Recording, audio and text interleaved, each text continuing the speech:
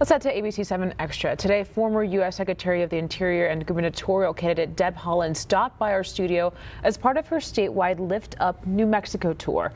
Haaland is currently competing for the Democratic nomination for New Mexico governor in the June 2026 primary. Her primary opponents include Bernalillo County District Attorney Sam Bregman and Ken Miyagishima, the longtime mayor of Las Cruces. Here's a part of a conversation from earlier today.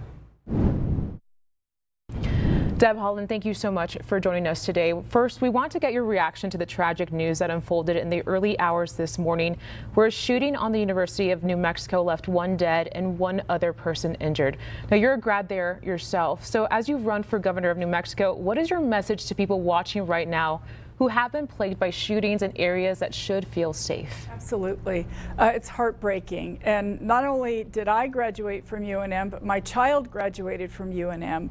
And my child lived on campus their first year of college. And so, and look, it's at a time when the students are getting oriented to UNM before their first year, away from their parents, and it's just heartbreaking. So yes, to every place of education, every campus, every school, every higher education campus across our state, students should feel safe.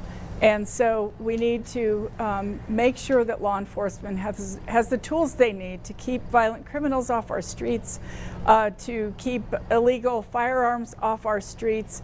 My hope is that the state police, as I know they're still searching for the suspect right now, I hope they get that person into custody so that the parents can breathe a sigh of relief for their children on campus today.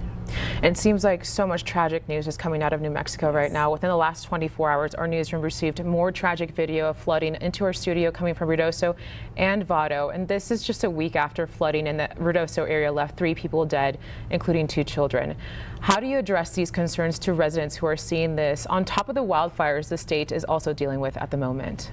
Yes, of course. Well, with respect to wildfires, they're getting worse because of climate change. Right? We have to do our best. Look, nature is our best ally in our fight against climate change, so ensuring that we can make sure those ecosystems can work the way they're supposed to work. I had a chance to go to Ruidoso just to help out. I thought I could help a little bit with some of the folks who were dealing with the aftermath of that, and yes, the floods were devastating. And so it's this in the face of all the cuts that this administration in Washington, D.C. is making to FEMA. You know, folks can't get someone on the phone to even talk about what their experience has been and how they can get the federal government's help in dealing with the loss of their homes or their businesses. And so I recognize that this is a big job for everyone, and the state, of course, will have to step up and make sure that we are addressing these issues. Ms. Haaland, of course, right now the world is seeing both sides of the aisle very divided. If elected into office, what makes you the right person to bridge this gap in the state?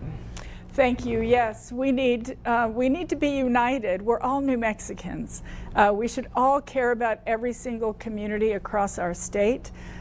During the time I was in Congress, I was one of the most bipartisan members of my class. I got bills passed because they were bipartisan. They were signed into law by President Trump. I want to work with anyone who wants to move our state forward.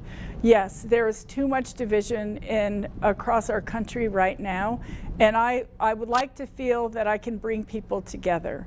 And I will make a point of that. I will build the relationships that will help New Mexicans. I will visit every part of the state. I will make sure that we care about every single part of our state. Deb Haaland, thank you so much for your time and conversation here on our show. We appreciate it.